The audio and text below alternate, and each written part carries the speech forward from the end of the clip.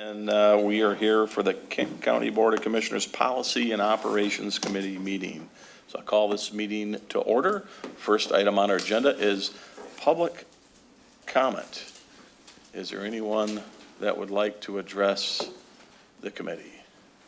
Seeing no one rushing, we will close our public comment section of the meeting. All right, next item on our agenda is special order of business. Our first item is the information technology. Tim.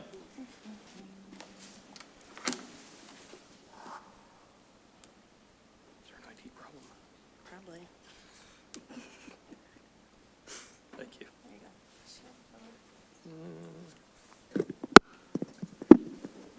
Good morning, Commissioners. Appreciate the opportunity here this morning. I see we got a couple of these this morning.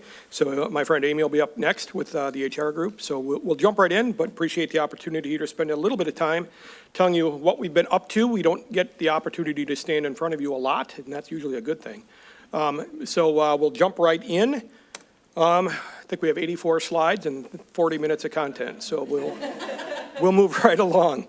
I do, staff has a gong for me, so you don't remember the old gong show? You'll get that about 10 minutes in. Pull me off. Here's kind of where we're headed, really just kind of the standard thing here, alignment. I'm going to talk about alignment and culture, our interesting metrics. I'm going to touch on IT security a little bit. We spent a lot of time there. And then a little bit of a change of pace. I'm going to have Mary Beth Van Til, who is our IT Deputy Director. She's going to step up. She's going to walk us through the significant accomplishments, a look ahead, and then we will open up to questions. So here's our mission, how it fits. We provide high quality IT services to various, every department.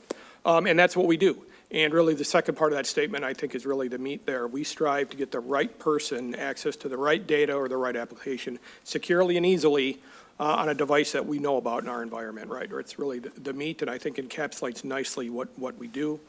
How it fits? Excellence in service delivery is really what we do and try to do. So I think that tucks in very nicely. How do we do it? This is really the culture piece of it. We try to reduce our cost wherever we can. We try to simplify where we can. We use the term tech debt, technology debt, right, which is really that legacy cost of what does it take. The minute you buy a piece of hardware, you're incurring technology debt. You got to maintain it, right? So how do we eliminate that? How do we minimize that? We're always trying to improve IT security, service delivery, and the user experience. Those are three tenets that we operate by. Evaluation of technology fit within the county. Does it fit? Does it work? Is it appropriate? Type of thing. Sometimes perfection is the enemy of good enough. We can talk ourselves around and around and around and never get there because we sometimes strive for perfection when the reality is good enough is good enough. We practice our county values. We don't take ourselves too seriously, but we take what we do very seriously. And then certainly last but not least, we don't do math in front of people. So that's tripped us up on a number of occasions. So the graphic there is an interesting one. That is our IT holiday party that we do every December. And I put that in there just as a culture example. We have an annual trivia contest, which is shockingly competitive. And I use the term shockingly. We're all sitting around having a nice meal, and then all of a sudden we're all standing up getting a little bit more aggressive with each other when it comes to the accuracy of our answers. So it's kind of a fun thing we do. Okay, by the number. So here's what we look like from a scope perspective. There's 43 of us, 8 functional work teams located kind of in the bunker across the street, and then a few of us scattered around on the various campuses, out on Fuller, down at the courthouse. 2,300 computers-ish, right? We always have contractor computers in our environment, things that, things of that nature. So it varies on almost a daily basis. In our data centers, we have 2 data centers operating within the county. We support 330-ish servers again on a daily basis. I think there was 320 when I put the slide together. Network devices supported 388, so that's connections. That's buildings to buildings, people to their computers, wireless access points, that's those devices there. External connections, 57 of those. So that's connectivity outside the county to other municipalities, state, federal agencies, law enforcement, public safety, those types of connections we maintain. 489 databases supported. That's running our county lines of business. So we support those. In 2025, we had about 14,000 requests for services coming into our IT service desk. So that's phone calls, emails, people stopping by. Roughly the same number as last year, but it works out to almost 1,200 per month. And at any given point in time, we've got about 50 department technology projects we're working on. Everything has to connect to something at some point, so we're kind of working on that. On the right side there is, we had one pipe, one interesting metric. There is, we had one fire sprinkler pipe in the IT building a couple months ago during that deep freeze, and we literally were shoving water out the door with snow shovels, so, team building. So. All right, interesting metrics here a little bit. In 2025, our on-premise service uptime was 4 nines so that's services we provide out of our data centers. So we're pretty proud of that. We do measure our unplanned downtime in minutes per month, so we're pretty proud of that one and something we strive for. Email usage continues to grow in the county. 65,000 emails sent and received daily, so that's up about 10,000 in 1 year. So that is all mail that is triaged and scanned for spam and virus. So that's mail that legitimately makes it through. I want to spend a minute on the third point there, fish-prone county staff. So fish-prone is how likely are you to click on an email that has something bad embedded in it? So we test our staff routinely and randomly. So you may have 10 people in a department, all 10 of them are part of the program, but they don't get the same email. It's randomized to them. And it's somewhat behavior-based, meaning it knows what they like to click on and don't click on. So it's always learning what they do and making it harder for them. So when you look at the percentage there, you see it ticking up. It was 6.4 last year. We're up to 8.7. In the industry average for large government, which is really defined as government larger than 1,000 people, that 8.7% is a bit of a false positive because we are continually making it harder on people. So don't look at that and think we're getting worse. Well, I think we're actually getting better, right? We're just making it harder. So we'll continue to do that. So. MB will talk a little bit about our Dell ProDeploy platform, but we have a new technology in place that speeds our deployment time by 75% when people get new PCs. And then OnBase. So OnBase is our online document management system. If you look at the numbers there is a shocking 100% increase in the number of pages stored in OnBase in the last year alone. And that's largely related to the paperless activities going on at the courthouse as they automate their workflows. But almost 86 million pages. And if you look at the interesting metric there, what does that really mean? Think of a standard 36-inch file cabinet. It's almost 3 miles of those things placed end to end, right? So that's pretty significant and pretty shocking to us when we start to look at those metrics. Online applications, these are our payment applications that are hosted on Access Kent. It's really a redirect from kentcountymi.gov. We processed 3.4 million transactions in 2025. And that's everything from kind of your dog licensing, court restitution payments, those things. It was 3.1 million last year. So we continue to see growth in the way people are choosing to interact with us in terms of online services. And then in 2025, we deployed 549 PCs and a bunch of monitors. Again, if you look at that metric above about the reduction by 75%, that's a significant time savings in our service desk. The graphics there, it occurred to me that no technology presentation is usually complete without some sort of confusing diagram that doesn't make any sense to anybody, so I wanted to make sure I paid homage to that. All right, IT security, moving on here, and I know we're talking fast. The intent of this slide is really twofold. The left side, I want to be able to talk about what we do, but I don't want to talk about how we do it in an open meeting. And so this slide certainly is an open invitation for any of you to reach out to us. Come on and visit. We'll show you some really cool stuff we do. But in the context of this meeting, let's just talk about what we do. And what we do is we have a full-time IT security staff that do nothing more than IT security. And it sounds boring, but it's pretty exciting stuff. But that's all they do. And we spend 22% of our budget on security-related activities, so which is higher again than the national average for large government. All of that to say we spend a lot of time on IT security. We take it seriously. We bake it into everything we do. Ongoing phishing, I talked about that a little bit. We do test our staff routinely on phishing.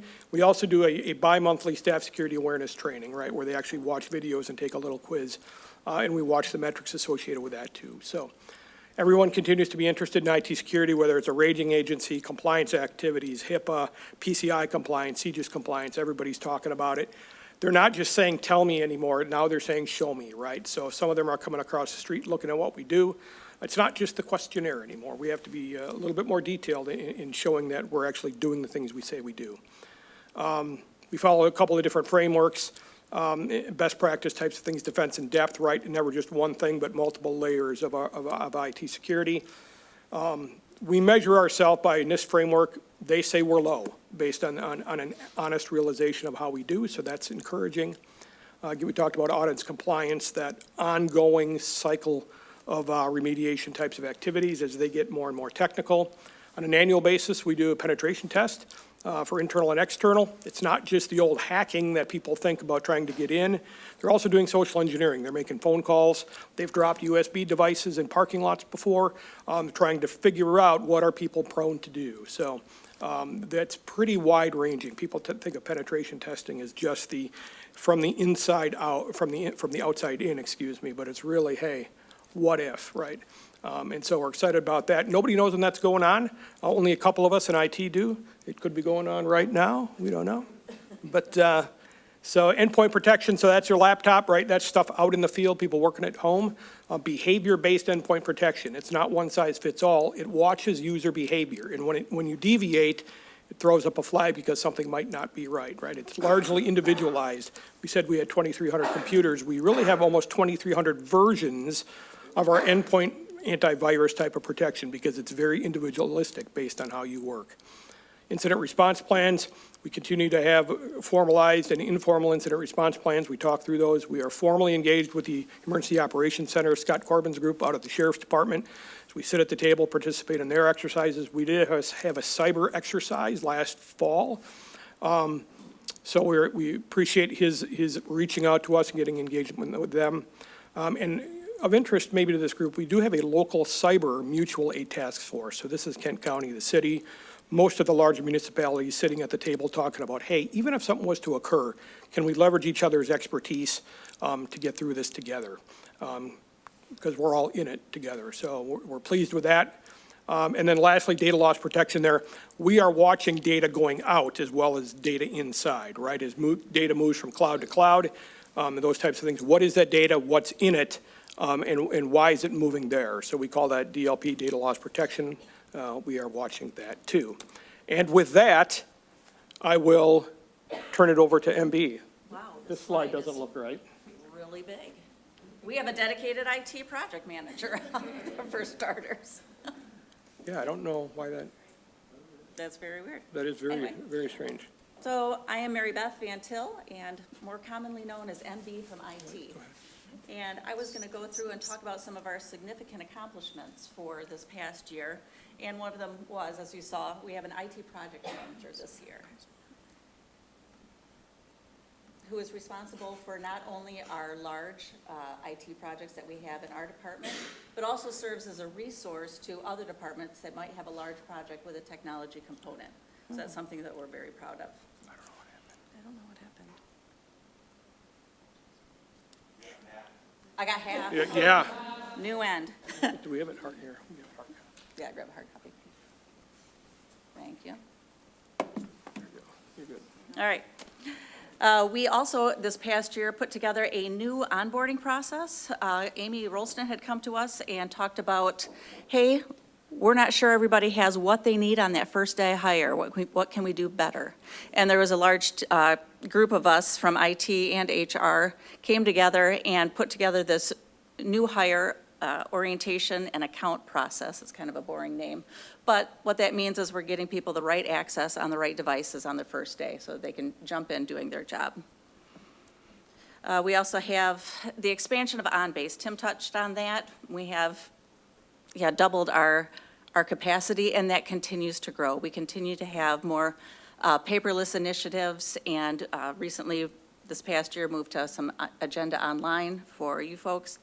But that is just an area that continues to grow and that we continue to dedicate services to. One of the other cool things that we started this past year is that Dell Pro Deploy. And Tim had mentioned it cuts down our deployment from when we get the PC in our office and when we can get it out to the user. And he said 75%, but what that means is 1 hour per machine that we're shaving off. So we can get it to people's desks sooner. The other thing that has happened in the past years, we have increased support and strategy now for our ERP system, which I'm sure that means a lot to you. So I'll tell you what that acronym means. It's our Enterprise Resource Planning software, which still doesn't mean anything to you. So it's our finance and HR software. So we have continued development on that. I have no idea if this next slide will work. Sure not. Did you trick me with this? No? Okay, it's kind of seeming like, one of the other things, and Tim had tried to entice you to come over to our building by talking about security. Well, I'm going to entice you by talking about LiDAR. This is not a word I typically use in a sentence, but I'm going to tell you about it today. We have a LiDAR flight that happens every 10 years. And what that is a flight that goes over Kent County and does 3D laser imaging of Kent County. And it gathers a ton of data. What we use it for is we pull out a layer for 2-foot contour, and so, which is actually quite impressive. And we use that for a number of different things. We make it available to the Drain Commission. We make it available to local planning and engineering firms, realtors, local municipalities. That is information that we provide for free. Fun fact about that is in the past, the county has provided our LiDAR data to use in support of the LPGA Meyer Classic golf tournament. And that puts together models for Blythefield Country Club. And those books are given to the analysts, the golfer, and the caddies. So that's our fun fact for today. And third time's a charm, still not working. Okay. A look ahead at some of the things that we have coming up in the next year. What this slide comes down to is more. More security, more projects, more paperless, with a challenge of outspacing our capacity. But demand, or success breeds demand, I should say. And so that means we're doing something all right if people keep coming back to us. We also have this year, and over the past year, a number of retirements, so we're doing some succession planning. We have another few that are happening this year. Now, there was a point on this that I was going to make a joke about, and now it's just going to be lost. Because whenever we see the word AI, we always think it's Al. And so we're talking about AI, and it's fit within the county. So we do have an independent group that of somebody from IT, but then also from other departments, and we get together bi-monthly to talk about how are we using AI and what are different people doing in different departments. It's really quite fascinating. Other than that, things that we've covered is, ADA website compliance, space planning efforts, and really coming up down the pike will be a new ticketing system that we will share with both IT and facilities. And you don't know this, but that's the end of our slide. I do know that. Now, if it goes back to the right slide, when he comes up, we're going to know. I'm going to let you. Thanks, MB. So that's us. That's a little bit about us. But really, nothing you saw or heard really happens without the great IT leadership staff that we have, the folks that do the work. So MB and I are proud to stand up here and talk about all the great things we do, but really they get the work done, right? And so we joke we're administrative overhead. They really are the doers. So county leadership and department directors, we get great support. I hesitate to say it with Jeff in the room, but we are well-resourced. And so we do appreciate the support we get across the county for IT security initiatives and the things that sometimes make people's jobs harder. They meet us in the middle. They're happy to talk. And lastly, county staff. Change is hard. And change is really hard to manage when you look at the diversity of the county and everybody's individual mission statements and trying to get everybody moving in the right direction. We were trying to find a graphic for herding cats, but sometimes that's what it seems like. But everybody does a great job, and they're willing to step up and do what's necessary. So we're hugely appreciative of that. And that's it. We're happy to answer any questions you've got. Thank you, Tim and Mary Beth. Really appreciate it. Commissioner Bujak. Thank you, Chair Burrow. Tim and team, excellent job. We certainly know that you guys are working very diligently hard behind the scenes. Appreciate all the information you sent. I did have some questions.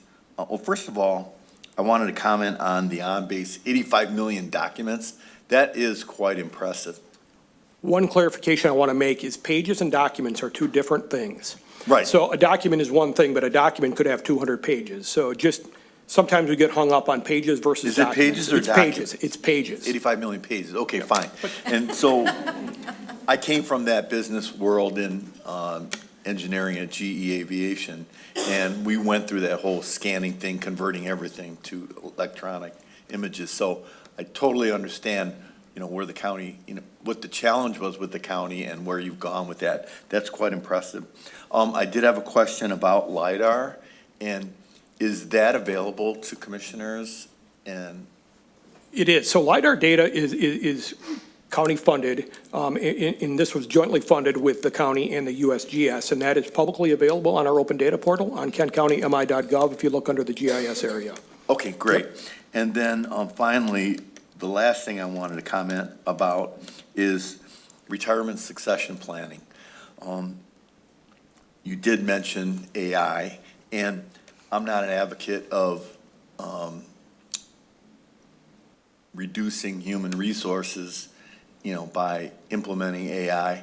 But as we go through retirement succession planning, I hope we can look at what these employees that have been here long-term have been doing and look at AI and say, how much of that can be done now with AI? And I think it's important that we not have fear of AI, but embrace it. And so whatever you can do to look at county governments across the nation and find out what other governments are doing with AI and how they, are implementing that and trying to improve processes and or automate a lot of the things that we've been doing, manually with paper forms or whatever, and people, whatever you can do to try to help us at the county reduce costs by using AI.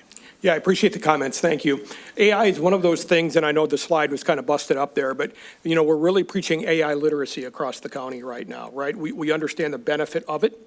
And I think when we look at, AI in being perceived as a job killer, I think that is cooling, right? When you look across because of some of the inconsistencies we're seeing with the large language models and things like that. I think when we start to look at agentic AI, that's when it becomes a little bit more interesting for the low-hanging fruit for those manually repetitive types of jobs. We are plugged in with a number of nationwide government AI coalitions to understand what bigger governments are doing and how that might trickle down. And I think we're going to get there, but I think it's really going to be important as we look at reinventing some of those types of tasks. Again, not as maybe a personnel elimination, but really more of that reinventing process and workflow, if that makes sense. Yeah, and for an example, I think today, currently, FOIA requests take a tremendous amount of human resources to make sure that we're compliant with, the FOIA rules about timing of when it came in and when that information should go out. I think FOIA requests would be, a great place to start looking at AI and say, how do we automate this? People can put in a FOIA request and let the machines work it all in the background and spit it out when it's in a timely fashion. Yeah, that's early on in my presentation. Excuse me, I know I was talking fast. That is that fit, that evaluation of fit within the county for technology. So I hope that makes sense. Commissioner Steck. Thank you, Chair Burrow. So speaking of AI, I think I know the use policies when you use AI as Al. But do we have a policy at the county level with respect to what is the appropriate use of AI by our employees? I know it's a rapidly evolving world, but if we don't have some policy that helps the employees to know what can I use it for, what can I not use it for, if so, where do we find that policy and how do we distribute that? We do have one. We do have a policy and supporting procedure for the responsible use of AI within the county. And it is on our policies, on the webpage is one of our policies. I can make sure you get a copy of it, but it is published and out there. So every employee is supposedly covered by that policy. It is. It is rolled into our acceptable use policy as a bit of an addendum to that, but it's also a standalone policy, yes. Are elected officials subject to that as well? Well, I would assume if you are using a county computing device, I am. that you would be, you are bound by our acceptable use policy. I guess, So the fact that I don't even know that we have a policy is a little concerning to you, isn't it? as I stand here, yes, it becomes a little bit concerning to me because we went through considerable effort to get that out there and work through corporate counsel and everything to make sure everything was appropriate. So it is a bit concerning to me that, so I will have to follow up on that. Fair enough. So I'll get a call tomorrow morning. Okay. You won't be able to log in. All right, I'll turn my ChatGPT off. Thank you. All right, any other commissioners' comments or questions? Commissioner Faber? Go around the horn. Yeah, you betcha. Not surprising, another AI question. I know the city of Grand Rapids has put together a special committee to really understand or try to understand kind of a multidisciplinary approach to AI in their organization. It sounds like we have a team. I think it would be really interesting to me to understand, is there sort of a product of that team that could be shared out that maybe looks at sort of the threats and opportunities as it relates to AI in this organization? And then is there any cross population with other local units of government? Because I would have to imagine everybody's sort of in this learning curve right now. So any comments on that would be appreciated. Yeah, I guess, I mean, we could talk till, the cows come home on AI probably. But as it relates to that, I'll say we are well connected with local municipalities.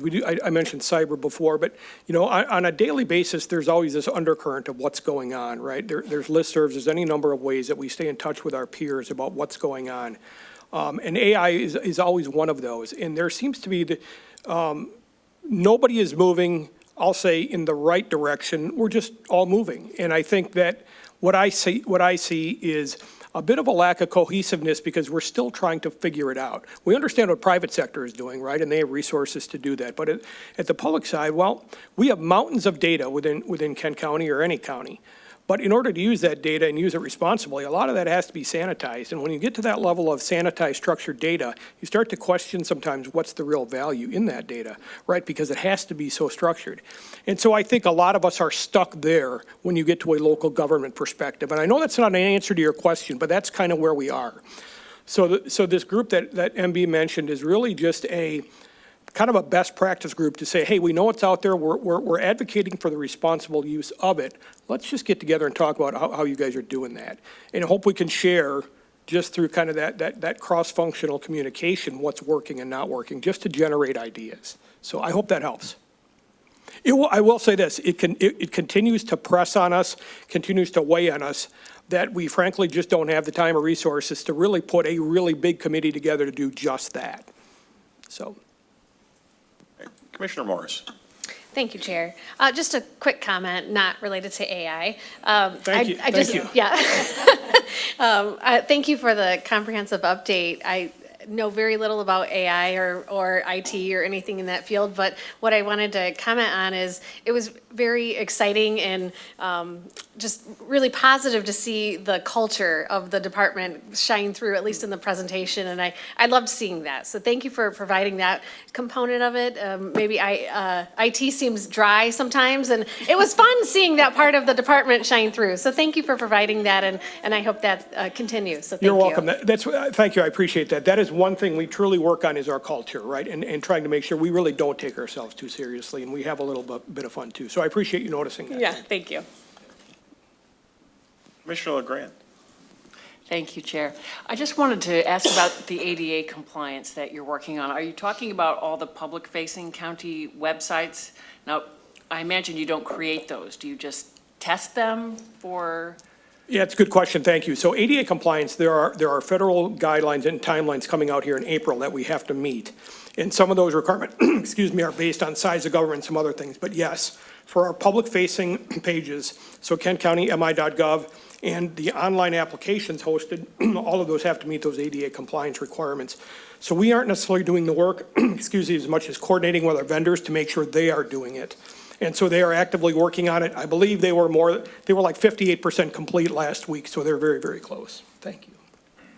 Wonderful, thank you. I mean, I'm really glad that we're combing through all that because I have a daughter who encounter so many inaccessible websites. So I'm really glad to know that we're working hard on that. Yep, thank you. Thank you. Board Chair Green. Thank you, Chair Burrow.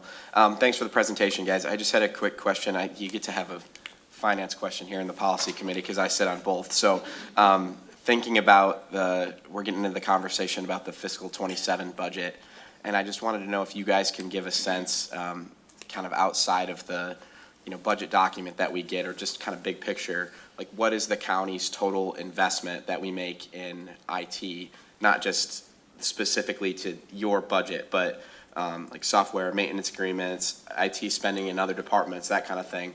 If you can just give kind of a ballpark, because when we get that question from our residents, I want to be, prepared to give kind of a good answer to that, so. I mean, I can give you the straight IT budget number. I know what that number is, but I think it's a little bit, I want to say underrepresented because there are a whole lot of IT activities that are funded out of other departments as well that bleed through us, and you might be alluding to that a little bit. I would say we are somewhere in the neighborhood of $14 to $15 million annually across all departments in terms of what I see to be an annual technology investment. That does not include capital, the annual capital process. Okay, great. Thanks, Tim. I appreciate it. All right, Tim, Mary Beth, again, thank you very much for being here. Kind of some different formats this year, given commissioners going to have a little bit more flexibility with asking questions and presentations a little bit longer than I've usually allowed in the past. But I mean, again, I think it's been very worthwhile, a lot of great questions. You do a great job. We really appreciate you keeping the county safe with securities. And I guess the bottom line is what I learned is I should never open up my emails in the county. So I'll just leave I'll leave my inbox full. Yeah. So, yes, delete some. That's Burrow. Yes, yes. Well, we So- appreciate the opportunity. Thank you very much. Yeah, thank you, I appreciate it. All right, next item on our agenda is our Human Resources Annual Report. Amy? Again, thanks for all staff being here. It's kind of nice to see everyone. You talk to people on the phone sometimes or trying to help you, and so seeing faces, it's nice to see, so thank you.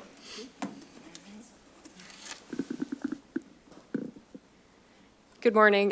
Tim and MB are a tough act to follow, but I'm going to do my best. And Tim, I wanted to thank you for giving me this great idea to delegate. We've got about half of the HR staff here, and next year you're all going to be up to present part of our key metrics. So let's get into it. All right.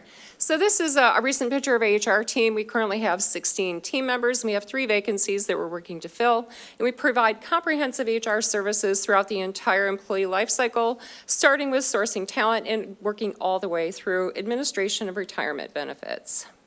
We have 4 strategic goals in HR. The first, in my opinion, the most important, is to partner with county departments to recruit and hire amazing people to serve the residents of Kent County. At our heart, we're a service organization, and the most important decision we make is who do we hire to represent the county. We also make sure that our pay and benefits programs are competitive with market and internally equitable. Third, we really want to make sure that the systems we have in HR are measuring and promoting the behaviors that are consistent with the culture that we want to have with the values in the county's 6 Cs. And last, we're continuously working to do our work more efficiently and effectively. Okay, next I'll touch on a few key metrics and significant achievements. So in HR, we provide service to over 2,000 employees, a similar number of retirees, and last year, over 10,000 applicants for employment. And in the course of providing those services, we oversaw 156 recruitments that resulted in 356 new hires. We helped 89 people transition into retirement. We offered 61 training classes that were attended by over 1,800 employees. We administered 396 employee leaves, administered over 2,700 transactions in our HR system, and we created a new contract by negotiating with a newly created union in the Public Defender's Office. So I wanted to take a minute just to thank the HR team because this is an incredible amount of work, and the work ethic of our team is unparalleled, except for maybe IT. Okay. Okay. So the next couple metrics that I wanted to touch on have to do with recruitments. So since we saw the historically competitive labor markets that occurred in the latter part of 2021 and continued into 2023, things have gotten a lot better. So you'll see that on the left, the average number of applicants for a recruitment has increased year over year. So that process is getting easier, and we're finding that it's a lot easier for us to fill vacancies the first time we post. In 2021, oftentimes we had to post 2 or 3 times before we found the right person. So that kind of gets into that time to fill metric on the right-hand side. You'll see that's trending down over time. The other thing I think we've done a better job of is leveraging our collective networks to find the right people. There are several key positions that we filled in 2025, and if we hadn't been able to leverage our internal networks, that would have been a lot more difficult to get that done. I did want to just quickly mention that in spite of the fact that we're in a good position right now, we do continually kind of have an eye toward the future. And although there isn't a whole lot we can do about it in the county, I did want to make sure that we keep it in front of this group that the demographics in our labor market are not working in our favor in the United States. So the number of retirements continues to outpace the number of new entrants into the workforce, and immigration is not sufficiently, coming in large enough numbers to fill that gap. So 5 years from now, that's a concern that I have, and we could be in a really tough spot. Next, I wanted to touch on voluntary turnover, which has tended to hover around 6% or so pretty stably over the last 3 years. Our voluntary turnover is a little bit higher than it would have been before COVID. I would have said it would be like between 5.5% before COVID, and I think that's just the new normal for us. I think the COVID pandemic, it changed how people look at work as part of their lives and how they look at to be honest, the loyalty that they have to Kent County or any other employer. I will say there is a silver lining here. The Bureau of Labor Statistics reports that the average voluntary turnover in local units of government in the U.S. is 8.2%. So we are a little bit lower than the normal turnover. One initiative that we implemented last year is we really took a look at customer service and HR. So there were several different parts to that. The first is we wanted to arrive at a common definition of what we mean by providing great customer service, and we arrived on delivering professional service with empathy and respect every customer, every time. And we put in a measurement system to identify the extent to which our customers are seeing us that way. So every time we send out an email, our signature line has a link to a survey. So far we've received 28 responses with an average rating of 4.56 on a 5-point scale. So I think that really has served to shine a light on the good, the amazing service that the HR team provides every single day that otherwise sometimes goes unnoticed. We also worked with facilities to make our entryway more welcoming to guests, and we looked at just norms in terms of certain things that might come up in the daily provision of our service to make sure that we're consistent in how we apply certain types of service in different situations. Over the last few months, we brought together a interdepartmental employee work group, and we asked that work group to identify what we call our employee value propositions. So that's what helps us to stand out as an employer of choice. It's the unique combination of benefits, strengths, and employee experiences that we have to offer. So the threshold that we asked that group to apply is, in your opinion, do you think at least 80% of county employees would feel like this rings true? These 4 elements ring true to their experience as employees in the county. So we're very grateful for the participation of that work group in the formation of our new employee value proposition. Currently, our communications staff is working to format this and to incorporate it onto the website and into a lot of our recruitment functionality. So. Next, I wanted to thank the IT team for bringing our retirement services administrative capacities into the 21st century. So we had a decades-old Access database that housed all of our retiree data, and IT helped us to transition that into OnBase last year. It helped us to automate processes that were traditionally manual. It's a lot more user-friendly and flexible, and has really helped us to up our game in our administration of retiree benefits.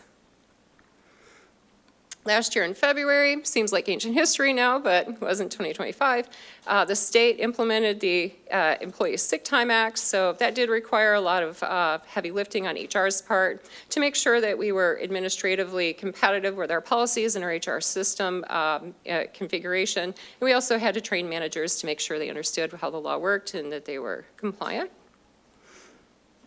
In January, we implemented Noom, which I think is, one thing I really like about Noom is it focuses not only on the kind of the physical elements of weight loss, but it also looks at the psychology. So how does, like, how you think and just how you, and sometimes just, you know, cognitive kind of distortions that we might have, how do those things how do they impact our ability to lose weight and keep the weight off? So since we implemented Noom, we've had over 500 people enroll, and collectively that cohort has lost close to 8,000 pounds and counting. So they continue to lose weight, and you'll see kind of the progression over to the right where kind of the higher levels of weight are going down and the lower levels of weight are going up. So excited about that. Another thing that we did was we really kind of did an initiative to help to encourage our employees, and to the extent that we can reach family members to be proactive in getting help with mental health care if they need it. So anybody who's taken a mental health first aid certification training course knows that on average, if somebody experiences a mental health problem, the average wait time is over 10 years before they get help that they need. And I look at it from an HR director's perspective, and I think of not only just the human suffering that results from that, but also just from a productivity standpoint, the absenteeism and the performance issues that people have to, to try to manage the mental health issue and the demands of their job that they face. So that was a collective effort. Communications helped us to get the word out about EAP, health plan, and other types of mental health services. And we also leveraged our L&D programs to make sure that we offered a variety of training for supervisors and employees to give them the resources they need. Look ahead. So we're currently working on development of a leadership development program that will be deployed next year. We're using a model that is promoted through the Partnership for Public Service, which historically has applied for federal level of government, but they're now starting to apply it at the state and local level, and we felt like it was the best model out there. We're continuing to work on making onboarding easier and smoother for new hires. Couple of things in the realm of contract negotiations. This year, wage reopeners will apply for the remainder of the duration of our existing contracts. So that period, that wage reopener negotiation period starts in mid-April, closes in mid-June. And then we're also doing planning this year in anticipation of negotiating new collective bargaining agreements as they expire over the course of 2027 and 2028. We have virtually every leader that we have in HR is eligible to retire, except for me. So we are working on succession planning and have been for a while, so we have a smooth transition there. And the last thing I wanted to highlight is a grant-funded program called Elevate, which it's targeted at entry-level staff in Kent County, and it helps those folks to identify career pathways and development plans to make sure that they have a career that has a forward-looking momentum here at Kent County. So that's the end of my presentation. Thank you, and I'd be happy to answer any questions you might have. All right, Commissioner Bujak. Thank you, Chair Burrow. Excellent presentation. I just wanted to thank you and the HR team for doing a great job of hiring very, very qualified individuals and putting them into roles that match their talents and skills. In the past 3 years as a county commissioner, as I've traveled around the county and gone to various facilities, I always take the time to find, like employees, I pull them to the side and visit them in their cube and I ask them, so how do you like working for the county? Do you feel you're being treated fairly? Do you feel that you're being compensated equivalently to your skill set. I have yet to find a disgruntled employee. So Yeah. thanks Good. to the administration in Kent County and hiring great people and having great processes and great managers and department heads. You know, I think Kent County is a great place to work. I did have one question and one comment. My first question is, what are 6 Cs? Elle, I'm going to defer to you on that. Elle is the originator of the 6 Cs, so give you the spotlight. So really, the foundation of 6 Cs thinking is that Kent County is a vast organization that has 23 different pieces to it, elected offices, appointed offices, agencies, courts, and yet if you're a citizen or resident or a business or stakeholder, we believe there's certain things we all need to be on the same page, because the public really doesn't know or care about how complicated our organization chart is. So how do we come together in the areas that, for example, customer service is a big one. We believe that whether you're walking into the drain office or 300 Monroe or any other part of Kent County, that there's certain standards we should hold ourselves to when dealing with the public. And that's just one example of many. And so those are the areas that we're focusing on, really to kind of be the tendons and the sinew between our values and the actual work that we do on a daily basis. No, what are the 6 Cs? Is like courtesy, what are 6 Cs? Well, there's creativity, and that would include both left brain and right brain type approaches like innovation and lean. So customer service, creativity, and you know what? Competence, collaboration, yeah. Competence, collaboration between, the other thing that can happen in county governments frequently is our 23 areas can be, I hate this word, it's been overused over the years, but it's siloed. And so there isn't a lot of reasons sometimes for our departments to know and work with each other. And that was such a huge thing when we did the fair up at the North Complex. Not only did you see a lot of happy faces of residents that were interacting with the county and kids doing fun things, but you actually had a lot of departments kind of cross-pollinating and talking. And so that's really part of the collaboration.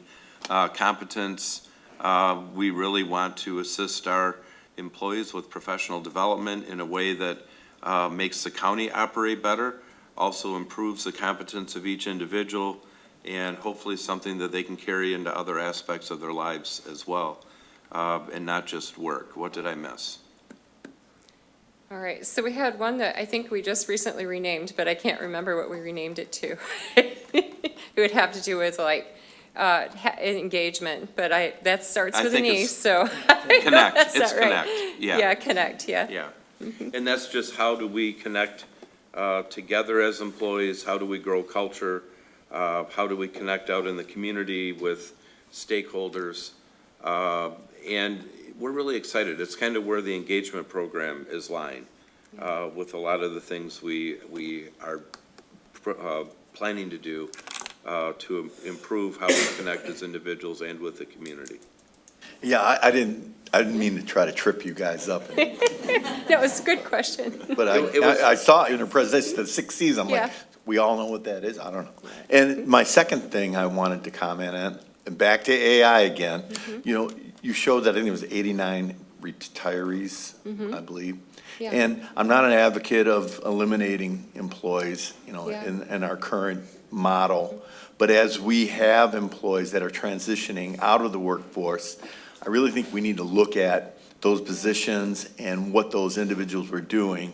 And rather than just immediately going right into hiring someone and just continuing to do the same thing we've always been doing, you know, are there opportunities for AI? And again, it's not something that we should fear, but I think it's something that we need to truly embrace and investigate. There are a lot of things about AI I don't like, you know, and I don't know that our HR is using AI to look at all those applications that come in. I know my daughter's looking for a job, and it's very frustrating. Yeah. You fill out an application, and it goes out, and some AI system gets it, and, Yeah. it either, throws it on the side because you didn't have the right words in the resume or whatever. But again, there are pluses and minuses for Yeah. AI. Again, I really think HR should be looking at Yeah. AI and saying, how do we use this effectively going into the future? Thank you. Yeah, I'm happy to report we are not using AI to scan resumes or make hiring decisions. We're still using people for that. However, we are using AI in HR in a couple of different ways. So nobody in HR writes job descriptions or job postings anymore. We rely on ChatGPT. So that's one area. I mean, we clean it up, but, it helps to do a lot of the heavy lifting for things like that. And we also are using a program called Synthesia for electronic training. So we put together a PowerPoint, and an AI avatar presents like a compelling and consistent face for our training. And that way, if we have somebody who's doing the training and they leave the organization, I mean, the avatar is forever, so you don't have to redo it and all of that. So we are starting to experiment with things like that in AI in the HR department anyway. And I should just comment, with all the talk about AI this morning, we have been using aspects of AI for 10, 15, 20, even 25, 30 years when you think about it. Even robotics, when you think about the robots that help find folks who have drowned or are suspected to have drowned. That's all part of AI. It's really, the biggest thing has been more the open AI, things like ChatGPT, generative AI that have really kind of launched this wave of interest. So there are departments that have used, AI in computer programs and that kind of thing. So it's really, there's many different kinds of AI. It'd probably be good to do a work session at some point just to talk about all those. But when you think of machine learning, natural language processing, we've been working with AI quite a while, actually, so. Minority Vice Chair Faber. Thank you, Chair Burrow. Thank you so much for this presentation. I just had a clarification on one of the charts, the time to fill. I didn't understand what I don't remember what axis that is, y-axis. Yeah. Was that days? Calendar days. Calendar yeah. days, okay, And, great. and I should have clarified, I meant to, but forgot to clarify, that does not include sheriff recruitments because they have an extensive background process and they hire people in batches, so their process is very different from the normal county recruitment. Great. So just two quick things. I either have the advantage or disadvantage of having been an employee of the county and been a supervisor, and both an advantage and disadvantage. It was, for me, and it was in that time frame where things were tricky to find good people to fill good jobs. But one of the frustrating parts was how long it took to get that person in their seat. And there were even occasions where somebody was like, oh, I didn't know you were still interested in me. I've moved on. Yeah. And so that time to fill, the more we can compress that and really be, and I know you are, being transparent and being over communicative to those applicants to say, hold on, we've got this process that unfortunately just goes on over weeks to check your references and do all the things we need to do. But that we're not losing really great people because of the time it's taking to get them through the door. So I appreciate that chart and that we're moving in the right direction. The question I had was related to sort of our enterprise funds and our accessory departments that aren't core to the county. Because, your department handles HR for Department of Public Works and the sheriff and the health department. Are there any enterprise funds or any other groups that aren't kind of tied in with HR, authorities that we don't engage with? What does that matrix kind of look like? No, HR is the central service provider for any county department or elected office or court that has county employees. All right. Any other commissioner comments or questions? Commissioner Steck. Thank you, Chair Burrow. Good morning, Amy. Thank you for your report. So one of the benefits of having 6 children in my family and 13 grandchildren is I get statistically valid information just by going inside the family. And that tells me 60% of millennials work from home either entirely or partially. Yeah. And I know that we did a fair amount of that, of course, during COVID. But it seems to me that that dynamic is really institutionalized in our workforce at this point. Yeah. Where are we going with that, and to what extent is that going to require us to modify what we do, particularly if, in fact, we're going to have a declining workforce availability? Seems to me that we have to address that in some Yeah. way, and that means preparing our departments and others to be more innovative about that. Tell me a little bit where we're going on that. Well, because of the way the county is structured, HR has taken the approach of providing tools and structure that departments can use to deploy flexibility. But, you know, for instance, if an elected office chooses not to, I mean, we can't force that, but they do pay a price in terms of their ability to effectively recruit and retain qualified staff if flexibility is there as a possibility and it's not fully leveraged. That was the biggest change that we saw over COVID, is just when we looked at kind of the responses to exit surveys and why people were leaving, flexibility started to just ascend to the top as being a key priority, and it stayed there. I think the genie is out of the bottle with that, and nobody's putting it back in.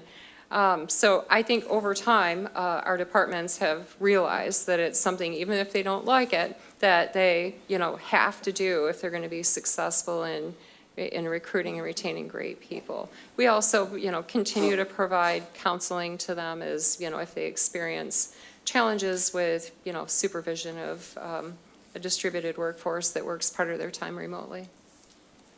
I can validate that really, it seems to me that is a question that age category, it asks right up front, and in fact makes Yep. decisions. I have had people Absolutely. leave jobs because the flexibility isn't there, Yeah. and it's just a reality that we have to come to terms with and probably institutionalize at the county.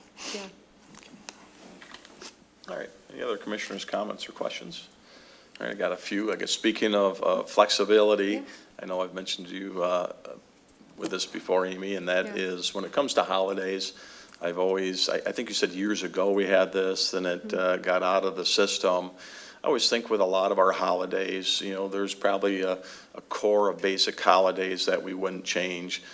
But it'd be really interesting and give the employees that flexibility within their bargaining units that we would be open those days, but they would get floating holidays. They could use that at different times. I think some employees might like that flexibility. I'd love Yeah. to see that. I think the older I get, I think time off is more important than pay sometimes. At least the older you get, younger you get, you need to pay student loans, houses, and those type of things. But having that flexibility, I still think would be great and be interesting to see what employees thought of that. I think on your statistics, you talked about voluntary leave. Did we have anywhere in there about involuntary leave? Yeah, yeah. What does that look like for an organization our size?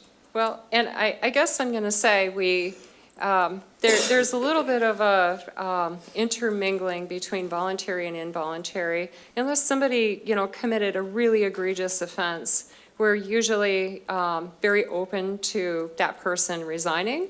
And that doesn't harm them in the rest of their life and their ability to find another job just because they're not, a good fit for the role that they held in Kent County. So there's a little bit of involuntary in the voluntary, but the flat-out just terminations, I think we had about 25 of those last year. That's probably very low compared to other organizations our size, I'm Yeah. assuming. So, great. Another comment, you made a comment about, over 8,000 pounds lost? Yeah. I think that's a fantastic statistic, and I think that's obviously great for employee health. What does that do to our stop-loss policy and what we pay for our supplemental insurance after we, I guess, hit our stop-loss? Yeah. Are they doing anything with working with us on our premiums for that stop-loss policy and reducing that based on some of this information? I wish. We have individual stop-loss, but not aggregate. So it's a little bit harder to make that argument based on that. But I think it's worth going to Blue Cross and asking them if they'd be willing to take that into account. Okay, great, awesome, thank you, nice job, great, Thanks. thanks for you and your staff. All right, next item on our agenda, I need approval of last meeting's minutes. Do I have a motion to approve last meeting's minutes, please? Commissioner LeGrand and supported by Commissioner Boudjak. Any comments, questions, changes? If not, all those in favor, please say yes. Yes. All those against? That has been approved. Our next item on our agenda is our action item, and this is brought to us by our board office, the Veteran Services Committee appointment. Can I have a motion, please?